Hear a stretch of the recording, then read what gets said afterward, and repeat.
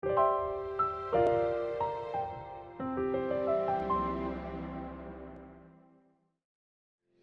오늘 주시는 하나님의 말씀은 고린도전서 말씀 보도록 하겠습니다. 고린도전서 4장 말씀 보도록 하겠습니다. 잘 자라려면 어떻게 해야 하나요? 라는 제목으로 오늘 말씀을 좀 나누도록 하겠습니다. 성경책 고린도전서 4장입니다. 자람에 대한 얘기를 좀 오늘 하려고 합니다. 여러분 부모님들 많이 계신데 부모라면 누구든지 다 그렇지 않겠습니까? 자기 자녀가 잘 자라기를 바랄 것 같습니다. 제가 만약에 여러분들에게, 그러니까 부모님들에게 특히 자녀가 어떻게 자라길 바라십니까? 라고 묻는다면 아마 최고 순위는 건강하게 잘 자라길 바란다. 이런 게 아닐까 싶기도 한데 다음 순위로는 신앙을 얘기하는 분들도 있을 것 같고 또 성품이 바르기를 바랄 수도 있을 것 같고 좀 더 추가한다면 우리 아이는 좀 더 지혜로웠으면 좋겠습니다. 좀 더 진취적이었으면 좋겠습니다. 사회성을 좀 잘 갖췄으면 좋겠습니다.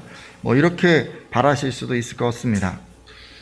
대부분의 부모님들은요, 자기 자녀가 이렇게 잘 커주기를 바라는 것 같은데, 자, 그러면 여러분 이렇게요, 여러분이 바라시는 것 중에 가장 우선되는 거 한 가지만 꼽아보세요 라고 제가 얘기를 하면 어떤 거 꼽으실 것 같으세요? 아마 기준이 좀 다들 다르시겠죠? 그래서 어떤 분은 건강, 어떤 분은, 우린 그래도 신앙이지, 이렇게 이제 얘기하시기도 하고, 다른 것들도 얘기하는 그런 분들도 있으시라고 생각하는데, 말씀을 보면요, 여러분 그 부모와 자녀의 관계를 그 신앙에 적용했던 사람이 있습니다. 누가 그랬을까요? 부모와 자식의 관계를 신앙적인, 그런 관계, 양육자, 관계 이렇게 적용한 사람이 있는데 바울이 바로 그렇게 적용한 사람입니다. 고린도전서 4장 15절을 보면 바울 사도는 그리스도 안에서 일만 스승이 있으되 아버지는 많지 아니하니 그리스도 예수 안에서 내가 복음으로써 너희를 낳았음이라 라고 하면서 자신이 고린도 교회 성도들의 아버지라고 이야기를 합니다. 진짜 낳은 아버지라기보다는 이제 영적으로 구원받게 한 그런 어떤 영적인 아버지라는 셈이겠죠. 그러니까 이런 영적인 아버지로서 바울 사도도 그의 자녀들이 잘 자라기를 바랐을 것이고 그러기에 이것을 위해서 우선순위를 둔 항목이 있었으리라 생각하는데 그가 우선순위를 둔 신앙 성장의 항목은 무엇이었을까요? 오늘 이 부분을 살펴보면서 말씀을 시작하려고 합니다. 우리는 고린도전서 4장 6절을 통해서 바울 사도가 바랐던 것을 알 수 있습니다. 함께 좀 읽어보려고 하는데요. 형제들아 나오죠? 고린도전서 4장 6절 말씀인데 한번 같이 읽겠습니다. 시작. 형제들아 내가 너희를 위하여 이 일에 나와 아볼로를 들어서 본을 보였으니 이는 너희로 하여금 기록된 말씀 밖으로 넘어가지 말라 한 것을 우리에게서 배워 서로 대적하여 교만한 마음을 가지지 말게 하려 함이라. 아멘. 바울 사도는 그 고린도 교회 성도들의 영적인 아버지로서 이 고린도 성도들이 교만한 마음을 갖지 않기를 바랐습니다. 교만한 거의 반대가 뭐죠? 겸손이죠. 그러니까 이제 겸손한 마음을 갖기를 바랐던 것 같아요. 그래서 이것을 위해서 직접 본을 보이기도 하고 또 말씀 밖으로 넘어가지 말라고 가르치기도 했습니다. 하지만 이렇게 했음에도 고린도 성도들은요, 교만한 마음으로 서로 대적했어요. 그래서 이것을 바로잡기 위해서 고린도 전서를 쓴 것입니다. 여러분, 근데요, 바울 사도, 그 바울 사도가 그랬던 것처럼, 저도 여러분들이 좀 겸손하기를 바랍니다. 제가 이제 바울 사도가 그 고린도 성도들에게 그랬던 것처럼 저도 여러분에게 좀 그러기를 바라요. 왜냐하면 이 겸손이 그 신앙 성장의 가장 첫 단추이기 때문에 그렇습니다. 무엇이 신앙의 가장 첫 단추가 된다고요? 겸손이요, 겸손. 겸손해야 이 말씀을 듣고 성장할 수 있고요. 만약에 근데 겸손하지 않으면 어떻게 되냐면 자기만의 판단 기준이 있어서 목회자가 하나님 말씀을 전해도 듣지 않게 되고 결국 성장할 수가 없습니다. 반면에 겸손한 사람은 자기 생각을 내려놓고 목회자가 전해주는 그 하나님의 말씀을 듣고 그리고 성장하게 되죠. 따라서 저는 이런 의미에서 성도님들이 좀 겸손하셨으면 하는 마음이 있습니다. 제가 지금 겸손에 대해서 얘기를 하고 있는데 말이 나왔으니 잠시 겸손이 뭔지에 대해서 좀 더 생각해 보려 합니다. 보통 겸손하면 겉으로 드러난 걸 많이 생각하지 않습니까? 예의 바르고 수수하고 가식 없고 잘난 체하지 않는 어떤 이런 외적인 것을 우리는 겸손이라고 생각을 합니다. 하지만 제가 말하는 겸손은 겉으로 드러난 그런 태도를 말하는 게 아닙니다. 오히려 마음속에 담겨있는 내적인 것을 이야기하고 있습니다. 자신을 비우고 낮추는 겸손한 마음을 지금 가리키는 것입니다. 여러분 잘 아시는 성경 빌립보서 2장 3절은 이것을 구체적으로 설명하고 있는데 오직 겸손한 마음으로 각각 자기보다 남을 낮게 여기고 라는 말씀을 통해서 겸손한 마음은 단순히 예의나 에티켓이 아니라 자기보다 남을 낮게 여기는 것임을 알 수가 있습니다. 근데 여러분 남을 낮게 여기는 경우는 여러 가지가 있어요. 남을 낮게 여기되 실제로 남이 나은 거예요. 저보다. 여러분보다 더 나은 사람인 거예요. 그런 경우에 낮게 여기는 건 겸손이라고 할 수 없겠죠. 또 자신에 대한 지나친 열등감에서 남을 낮게 생각하는 거라면 이것 역시 겸손이라기보다는 이 자존감이 낮은 것에 해당할 것이기 때문에 겸손하려면요 실력도 겸비해야 하고 또 자존감도 건강해야 한다는 것을 알 수 있습니다. 그래야 겸손한 마음으로 남을 나보다 낮게 여길 수 있기 때문입니다. 겸손은요 이런 전제가 깔려 있는 거예요. 따라서 오늘 함께한 성도님들은 다 이렇게 겸손한 분들이 되어 주십시오. 여러분 건강한 자존감을 갖는 게 정말 중요해요. 그리고 우리도 세상에 나가서 실력을 갖추는 것이 정말 중요합니다. 모든 것을 갖는 것도 중요하고 모든 것을 갖추는 것도 중요합니다. 그런데 그럼에도 불구하고 남을 나보다 여기는 그런 분들이 다 되어 주십시오. 그리고 자녀가 있는 성도님들이라면 신앙의 부모로서 여러분 먼저 자녀가 겸손하기를 한번 그렇게 소원해 보십시오. 사실 부모 입장에서는 자녀가 잘 크기를 바라는 마음에 여러 가지 다른 것을 바랄 수 있을 것 같습니다. 하지만 여러분의 자녀가요 신앙 안에서 잘 자라기를 바란다면 하나님의 복을 받고 하나님의 이끄심을 받기를 바란다면 다른 어떤 것보다도 겸손의 마음을 갖는 것에 최우선순위를 두십시오.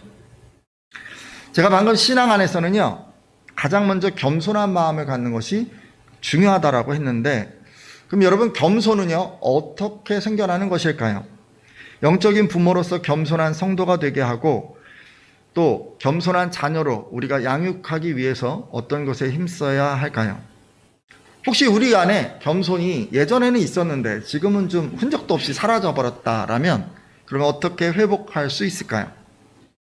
일단 그러려면 우리를 교만하게 만드는 것이 무엇인지부터 알아야 할 텐데 잠시 고린도전서 4장 10절을 보겠습니다. 고린도전서 4장 10절 말씀인데 제가 읽겠습니다. 우리는 그리스도 때문에 어리석으나 너희는 그리스도 안에서 지혜롭고 우리는 약하나 너희는 강하고 너희는 존귀하나 우리는 비천하여. 아멘. 자, 여러분 말씀을 보면요 사도들은 자신들이 어리석고 약하고 비천하다고 합니다. 왜 그런 거예요? 그리스도 때문에. 그렇죠? 사도들은 그리스도를 위해서 기꺼이 세상 사람들이 보기에 어리석어 보이기도 하고 세상 사람들이 보이기에 약해지기도 하고 세상 사람들이 보기에 비천해지기도 했다고 합니다. 오직 그리스도를 위해서 기꺼이 자신을 낮춘 것입니다. 이것이 사도들 안에 있었던 겸손이에요. 하지만 고린도 교회 성도들은 그렇지 않았던 것 같습니다. 그들은 교만했던 것 같고요. 그들은 교만했기 때문에 그리스도 안에 있다고 하지만 그렇지만 낮아지지 않았습니다. 그리스도 안에 있었어요. 예수님을 믿고 있었어요. 교회 구성원이었어요. 그런데 낮아지기보다 도리어 높아지려고 했습니다. 그래서 언제나 세상 사람들이 보기에 지혜로운 선택을 하려 했고 세상 사람들이 보기에 강하고 또 존귀한 사람이 되고자 했습니다. 이것이 그리스도 안에 있으면서도 교만한 성도의 모습입니다. 우리 이 말씀을 통해서 알 수 있는 게 있어요. 예수를 믿는다 하면서도요 우리가 계속해서 세상적인 가치를 추구하게 되면 높아지려 하고 지혜로운 선택만 하려고 하고 강하고 존귀한 사람 되고자 그렇게 마음을 쓰게 되면 결국은요 우리가 교만해진다는 것입니다. 반면에 여러분 우리를 겸손하게 만드는 것도 있어요. 고린도전서 4장 7절 말씀인데 제가 읽겠습니다. 고린도전서 4장 7절입니다. 누가 너를 남달리 구별하였느냐? 내게 있는 것 중에 받지 아니한 것이 무엇이냐? 내가 받았은즉 어찌하여 받지 아니한 것 같이 자랑하느냐? 아멘. 여러분 이 말씀은요, 바울 사도가 교만해진 고린도 성도들을 책망한 말씀입니다. 바울 사도는 누가 여러분을 남달리 뛰어나게 하였습니까? 여러분은 가진 것 중에 하나님께 받지 않은 것은 무엇입니까? 여러분이 가진 것, 하나님께 받은 것이라면 어째서 받지 않은 것처럼 자랑하고 있습니까? 라고 하면서 성도들이 교만해져서 자기를 자랑하는 것을 책망합니다. 지금 이 말씀을 통해서도 우리가 알 수 있는 게 있어요. 신앙 안에서 교만해지잖아요. 그러면 자기 스스로 뛰어나다고 여기게 되고 자기가 가진 것 다 자기 능력으로 얻은 것이라고 생각하게 된다는 것입니다. 따라서 우리가요, 겸손해지려면 이 두 가지에 신경을 써야 합니다. 이 두 가지를 회복해야 하는 거예요. 첫째, 자기 능력으로 여기에 이른 게 아니라 나의 나됨은 오직 주의 은혜입니다 라고 그렇게 고백할 수 있어야 합니다. 여러분 이 고백이 없어지면요, 이 고백이 희미해지면요, 여러분 교만해지는 거예요. 여러분 이 고백이 진심으로 하나님 앞에 드려질 때 여러분 안에 겸손이 회복되는 것입니다. 자기 삶에 이런 성찰이 없는 사람은 교만해질 수밖에 없습니다. 둘째, 또 한 가지 뭐냐면 모든 것이 주께로 왔다는 것을 고백할 수 있어야 합니다.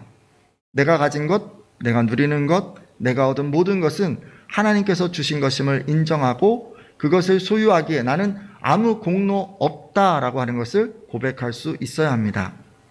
그래야 겸손할 수 있는 거예요. 사랑하는 예배자 여러분, 여러분은 겸손해지기를 바라십니까? 그러면 가장 먼저 교만하게 만드는 이 세상 가치를 내려놓으십시오. 그렇지 않으면 우리가요, 겸손해질 수가 없어요. 여러분의 자녀도 마찬가지예요. 온갖 세상 가치를 추구하며 신앙생활하면 교만해질 수밖에 없습니다. 먼저 이런 것들을 내려놓을 수 있도록 그렇게 여러분 도와주십시오. 그렇게 이끌어 주십시오. 그래야 여러분의 자녀들이 겸손해질 수 있습니다. 또 겸손해지기 위해서 방금 말씀드린 그 두 가지를 힘써 주십시오. 한번 돌아보세요. 나의 나된 것은 오로지 주님의 은혜입니다 라는 그런 고백이 있는지, 또 나에는 자격이 없지만 모든 것을 주님께서 주셨습니다 라는 그런 고백이 지금 내 삶 가운데 있는지 한번 돌아보아 주십시오. 여러분이 이 고백이 회복될 때, 여러분 마음 가운데 이런 고백이 가득할 때 교만이 물러가고 겸손한 마음이 찾아오리라 믿습니다. 그래서 우리가요, 교만하면 어떻게 되냐면 자꾸 자랑하는 거예요. 내가 가진 거 자랑하는 거예요. 근데 그렇게 하는 게 아니라 겸손함으로 하나님께 모든 것을 받았기 때문에 감사합니다 라고 고백하는 그런 성도가 다 되어 주십시오. 또 여러분 자녀들 양육할 때도 세상 가치를 버리고 이 두 가지 신앙 고백이 회복될 수 있도록 꼭 가르쳐 주십시오. 그래서 여러분의 자녀들이 하나님과 사람 앞에서 겸손한 사람으로 자라날 수 있도록 그렇게 이끌어 주십시오.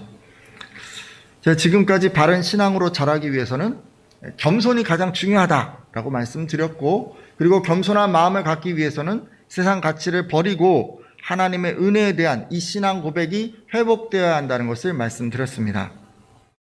겸손은 신앙의 첫 번째 단추라 그랬어요. 겸손이 없으면요, 신앙이 시작도 안 되고, 그리고 신앙이 성장할 수가 없어요. 이거 그냥 붙들고 있으면, 여러분 교만한 마음이 마음 가운데 있으면 한 발짝도 앞으로 전진할 수가 없어요. 제가 아무리 많은 설교를 여러분에게 해도, 여러분이 아무리 많은 말씀을 들어도 그 말씀이 여러분의 삶에서 아무런 능력을 발휘할 수가 없습니다. 정말 중요한 거예요. 근데 여러분이요, 이 겸손한 마음을 사모하고 또 이 겸손한 마음을 가졌다는 그런 전제하에 이제 남은 시간에 좀 더 다른 주제들을 좀 얘기하려고 합니다. 바울 사도가 그의 자녀들, 신앙의 그 자녀들에게 무엇을 바랬는지, 무엇을 우리가 신앙의 목표로 삼아야 할지 좀 한번 돌아보고자 합니다. 여러분 고린도전서 4장 16절, 14절, 16절을 15절, 16절을 보면 바울 사도는 오직 너희를 내 사랑하는 자녀같이 권하는 것이라. 그리스도 안에 1만 스승이 있으되 아버지는 많지 아니하니 그리스도 예수 안에서 내가 복음으로써 너희를 낳았음이라 라고 하면서 너희는 나를 본받는 자가 되라 라고 그렇게 이야기를 합니다. 그동안 교만해졌던 고린도 성도들에게 겸손을 회복하고 그 후에는 뭘 제시하고 있냐면요, 자신처럼 되라고 그렇게 이야기를 하고 있어요. 자, 그럼 바울 사도는 어떤 것을 이 겸손해진 성도들의 신앙의 목표로 제시하고 있을까요? 고린도전서 4장 11절에서 13절까지 말씀인데 이 부분 말씀도 제가 읽도록 하겠습니다. 고린도전서 4장 11절에서 13절까지 말씀인데요. 바로 이 시각까지 우리가 줄이고 목마르며 헐벗고 매맞으며 정처가 없고 또 수고하여 친히 손으로 일을 하며 모욕을 당한 즉 축복하고 박해를 받은 즉 참고 비방을 받은 즉 권면하니 우리가 지금까지 세상의 더러운 것과 만물의 찌꺼기 같이 되었도다. 아멘. 여러분, 바울 사도가요, 뭐처럼 됐다고 지금 고백하고 있습니까? 뭐요? 세상의 더러운 것과 그리고 뭐요? 만물의 찌꺼기. 이게 뭘 얘기하냐면요, 여러분, 물이 오염되면 이제 녹조나 이런 게 막 끼잖아요. 그러면 위에 뭐가 이렇게 둥둥둥 떠다녀요. 그죠? 부유물이. 그거 하고요. 그 다음에 그런 물에 밑에 보면 또 이 더러운 게 막 쭉 깔려 있어요. 침전물이 있죠? 그런 거를 지금 가리키는 거예요. 더러운 거 하고, 그리고 찌꺼기는 지금 그걸 가리키고 있어요. 그럼 보신 적 있으세요? TV에서 보셨어요? 저는 직접 보기도 했는데 엄청 냄새가 나고요. 더러워서 옆에 가기도 싫어요. 근데 바울은 자기가요, 이런 존재가 된 것처럼 고린도 교회 그 성도들도 이런 존재가 되라고 말씀하고 있습니다. 저는 이거 보면서 바울 사도가 좀 이해가 안 되더라고요. 대부분의 부모님들은 자기 자녀가 다 잘 되기를 바라잖아요. 근데 바울 사도는요, 뭐 이런 거 얘기하고 있지 않고요, 무슨 저주 같아요. 그죠? 세상에서 뭐 만물의 찌꺼기 같이 되라, 뭐 이렇게 얘기를 하니까. 근데 여러분요, 말씀을 자세히 들여다보면 세상에서 뭐 그런 존재가 되라는 얘기가 아닙니다. 세상의 더러운 것과 만물의 찌꺼기는 세상에서 실패하고 쓸모없는 존재가 되고 세상 사람들이 다 싫어하는 그런 사람이 되라는 그런 얘기가 아니에요. 그렇다고 사람들이 다 싫어하는 존재가 되라는 그런 말도 아닙니다. 여기는요, 신앙적인 겸손의 의미가 담겨 있습니다. 세 가지로 나눠서 제가 이제 설명을 하려고 하는데, 지금 방금 읽은 말씀 중에 이런 말씀이 있어요. 빨간 글씨만 한번 읽어주시겠어요? 시작. 줄이고 목마르며 헐벗고 매맞으며 정처가 없고. 이게 지금 만물의 찌꺼기가 된다는 얘기 아닙니까? 근데 잘 들여다보세요. 이게 다 뭐예요? 여기까지 읽은 부분이 다 뭡니까? 세상에서 예수님의 사람으로, 믿음의 사람으로 살아가는데 받는 어떤 고난을 얘기하고 있지 않습니까? 바울 사도는 그리스도를 위해서 고난받는 것을 지금 이렇게 표현했습니다. 여러분, 이 고난받는 것을 목표로 삼으라고 하고 있어요. 이로부와 겸손한 성도는 고난을 달게 받는 것을 신앙의 목표로 삼아야 한다는 것을 알 수가 있습니다. 저는요, 여러분들이 이 그리스도를 위한 고난을 두려워하지 않기를 바랍니다. 사실 여러분 생각해 보세요. 여러분 부모가 엄청난 자산가예요. 그리고 자신에게 뭐 남과는 도저히 비교 불가능한 어떤 실력이 있어요. 뭐 그런 사람이라면 고난이 와도 힘들지 않을 것입니다. 또 도와줄 사람도 있고 또 믿을 수 있는 실력이 있으니 말입니다. 하지만 그런 것이 없다면, 정말 기댈 언덕이 아무것도 없는 그런 사람이라면 고난을 받을 때 불안하고 두려울 것입니다. 그것은 당연한 이치입니다. 어쩌면 그게 저와 여러분의 모습이겠죠. 그럼에도 여러분에게 믿음의 눈이 있다면, 그래서 천지를 지으신 그 전능한 하나님께서 불꽃 같은 눈동자로 여러분을 지켜주시고 좌우에 날선 어떤 그 검으로 여러분 앞에서 이렇게 서 계시는 것, 그런 거 볼 수만 있다면 어떨까요? 그러면 고난을 두려워하지 않게 되지 않겠습니까?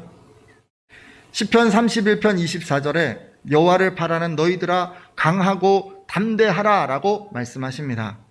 먼저 여러분에게 이런 담대한 믿음이 있기를 소망합니다. 특별히 하나님께서는요, 고난받는 여러분을 위해서 시편 34편 19절에 의인은 고난이 많으나 여호와께서 그의 모든 고난에서 건지시는도다 라고 약속해 주십니다. 여러분, 이 말씀을 믿으십시오. 여러분이 어떤 고난 가운데 있다 할지라도 하나님은 반드시 구원하십니다. 믿으십니까? 그러기에 그 결과를 아는 여러분은요, 고난이 와도요 절대로 소망을 잃지 마십시오. 여러분이 받는 현재의 고난은 장차 여러분에게 나타날 영광과 결코 비교할 수 없습니다. 따라서 여러분, 지금 받는 이 고난이요, 지금 잠깐 힘든 이 일은 그냥 내가 의를 위해서 받는 이 고난, 그것은 다 복이구나라고 그렇게 여겨 주십시오. 이런 신앙으로 고난을 달게 받는 성도가 되어 주십시오.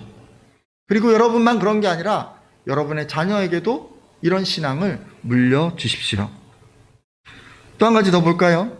자, 고난을 받는 것, 그런 믿음을 갖는 것을 신앙의 목표로 삼아야 한다고 제가 말씀드렸는데, 두 번째는 뭐냐면요, 만물의 찌꺼기가 된다는 얘기가, 이런 얘기가 있었어요. 수고하여 친히, 한번 읽어주시겠어요? 시작. 수고하여 친히 손으로 일을 하며 라고 그러죠. 수고하여 친히 손으로 일을 하는 것, 이거는요 그리스도를 위해서 자기를 희생하는 거예요. 헌신하는 거예요. 겸손한 성도는 자기를 희생하고 헌신하는 것을 목표로 삼아야 한다는 것을 알 수가 있습니다. 저는 여러분이 희생하시고 헌신하시는 그런 성도님들 다 되시기를 바랍니다. 때로 예수님을 믿는다 하면서도 자기를 희생하고 가진 것을 헌신하는 것에는 인색한 분들이 있습니다. 만일 여러분이 그러시다면 한번 이렇게 생각해 보세요. 내가 진짜 하나님을 사랑하는가? 내가 진짜 교회를 사랑하는가? 만일 여러분의 마음에 사랑이 가득하다면 이런 헌신과 희생은 자연스럽게 이루어질 것입니다. 누군가가 희생할 수 없고 누군가가 헌신하지 못하는 이유는 사랑이 없기 때문입니다. 우리 흔히 그런 얘기하죠. 부부들 관계에서 처음에 뜨겁게 사랑할 때는 상대를 위해서 희생하고 헌신하는 것이 그렇게 기뻤는데, 시간이 지나서 사랑이 좀 식어버리면 희생하고 헌신하는 것이 조금씩 자꾸 줄어들게 되고, 나중에는 이렇게까지 되죠. 막 비교하지 않습니까? 나만 희생하고 있으면 그렇게 생각하는 것이 억울하게까지 생각이 됩니다. 이것은 왜 그런 거예요? 사랑이 식을 때 그렇게 나타나는 현상 아닌가요? 우리가 희생할 수 없는 것은요, 다른 이유가 없어요. 사랑이 식었기 때문입니다. 따라서 희생하는 신앙을 갖기 위해서는 하나님과 이웃에 대한 사랑을 회복하셔야 합니다. 여러분은 마음을 다하고 뜻을 다하고 힘을 다해서 하나님을 사랑하십시오. 그리고 같은 마음으로 이웃도 사랑하십시오.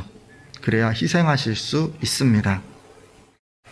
그리고 여러분의 자녀도 하나님과 이웃을 사랑하도록 지도해 주시고 희생하고 헌신하는 성도로 자라도록 이끌어 주십시오. 자, 한 가지 더 말씀드리려고 하는데, 세상의 더러운 것, 또 만물의 찌꺼기가 된다는 것은 한번 볼까요? 제가 읽어볼까요? 모욕을 당한 즉 축복하고 박해를 받은 즉 참고 비방을 받은 즉 권면하니 라고 얘기를 했습니다. 이게 뭐예요, 여러분? 어떤 악한 일을 당해도 어떻게 하는 거예요? 선하게 대응하는 거예요. 여러분, 겸손한 성도에게 바울이 지금 뭘 원하고 있냐면요, 겸손해서 끝나는 게 아니라 악한 세상에서 힘든 일을 만나고 정말 불의한 일 때문에 마음 상하는 일이 생겨도 그래도 끝까지 어떻게 하기를 바라요? 선으로 악을 이기기를 바라고 있습니다. 저도 여러분이요, 세상에서 선으로 악을 이겨나가시기를 바랍니다. 먼저 관계에 있어서는요, 로마서 12장 17절에 아무에게도 악을 악으로 갚지 말고 모든 사람 앞에서 선한 일을 도모하라 하는 말씀처럼 여러분, 할 수 있거든 모든 사람과 더불어 화목하시길 부탁드립니다. 그렇다고 여러분 너무 문자적으로 적용하지 마세요. 불가능한 사람도 있어요. 그런 사람들이랑 억지로 화목하라고 제가 이게 강요하는 게 아니에요. 화목은 상대방이 받아들여주지 않을 때 이게 만들어지는 게 아니에요. 여러분이 선하게 대함에도 악하게 응대하는 사람이 있을 수 있어요. 우린 그런 사람을 뭐라고 합니까? 악인이라고 그렇게 부릅니다. 이런 악한 사람 안 만나면 좋겠지만 세상에 이런 사람들이 넘쳐나기 때문에 우리는요, 계속해서 세상에서 살면서 이런 사람들을 만나게 됩니다. 이런 악한 사람들 만나면 어떤 마음 드세요? 여러분이 선하게 하는데도 막 악하게 하면 어떤 마음 드세요? 그냥 좋으세요? 막 저주하고 싶지 않으세요? 가다가 돌에 걸려 넘어져라 이런 마음 생기지 않으세요? 사업이 망하고 자녀가 안 되라 뭐 이런 마음 생기지 않으세요? 저만 생기죠? 아무도 안 생기는 것 같으네요. 여러분 이런 마음 생겨요. 이런 마음이. 선하게 하는데도 막 악하게 하는 사람들을 만나잖아요. 그러면 속에서 욱하는 마음이 나와서 그 사람도 그냥 좀 안 되라 막 이런 마음이 뭐 생겨난 게 우리 마음이에요. 하지만 여러분 그런 우리들을 보시고 하나님께서는 직접 심판하시겠다고 합니다. 로마서 12장 19절을 보면 하나님께서는 너희가 친히 원수를 갚지 말고 하나님의 진노하심에 맡기라라고 말씀하십니다. 하나님께서 반드시 갚으실 테니까 자녀인 우리들이 직접 나서서 원수 갚지 말라고 하십니다. 그냥 선을 행하라고 하세요. 특히 선을 행하되 원수를 위해서 복까지 빌어주라고 하십니다. 베드로전서 3장 9절을 보면 악을 악으로 욕을 욕으로 갚지 말고 도리어 복을 빌라라고 하시면서 이렇게 하는 것은 우리가 복을 이어받게 하려는 것이라고 말씀하십니다. 여러분 악을 악으로 욕을 욕으로 갚지 말고 뭘 하라고 하세요? 복을 빌어주라고. 나를 무시하는 사람을 위해서 하나님 저 사람 복 주세요라고 기도하고 내게 상처 준 사람을 위해서 하나님 저 사람을 긍휼히 여겨주세요라고 기도하고 내게 손해를 입힌 사람을 위해서 하나님 저에게 복의 복을 더해 주세요라고 그렇게 기도하라는 그런 말씀 아닙니까? 근데 좀 궁금한 게 있어요. 우리가 이렇게 복을 빌면 그 악한 사람에게 복이 임할까요? 임할 수도 있지만 안 임할 수도 있어요. 아니 악한 사람이 복을 받겠어요? 내가 기도해도 그 기도를 통해서 그 사람이 복을 못 받을 수도 있어요. 자, 근데 왜 복을 빌라고 하는 거죠? 자녀인 우리가 복을 이어받게 하기 위해서. 하나님께서는요, 우리가 복을 계속해서 받기 위해서, 복 받는 게 끊어지지 않게 하기 위해서 악인을 위해서도 늘 선하게 대하라고 하시는 것입니다. 오늘 함께한 예배자들은 다 이렇게 선으로 악을 이기는 분들 되시기를 바랍니다. 또 여러분의 자녀들도 이렇게 지도해 주십시오. 어떤 악한 일을 만나더라도 선함으로 승리하도록 가르쳐 주십시오. 그래서 자녀의 삶에 하나님의 복이 끊어지지 않도록 양육해 주십시오. 제가 많은 말씀을 오늘 드렸는데 이제 기도하고 좀 마치려고 합니다. 바른 신앙으로 나아가기 위해서는요, 겸손이 가장 중요합니다. 그리고 겸손한 마음을 갖기 위해서는 우리가 갖고 있던 세상 가치를 좀 내려놔야 하고 또 하나님 은혜에 대한 진정한 신앙 고백이 회복되어야 한다고 말씀드렸습니다. 또 고난을 두려워하지 않는 믿음, 희생할 수 있는 사랑, 그리고 선으로 악을 이기는 그런 어떤 성결함을 신앙의 목표로 삼아야 한다고도 말씀드렸습니다. 이런 겸손한 마음을 위해서 또 믿음과 사랑과 성도의 거룩한 삶을 위해서 여러분 기도해 주십시오. 여러분 오늘 이렇게 기도하는 분들마다 하나님의 복이 끊어지지 않고 계속 되어지리라 믿습니다.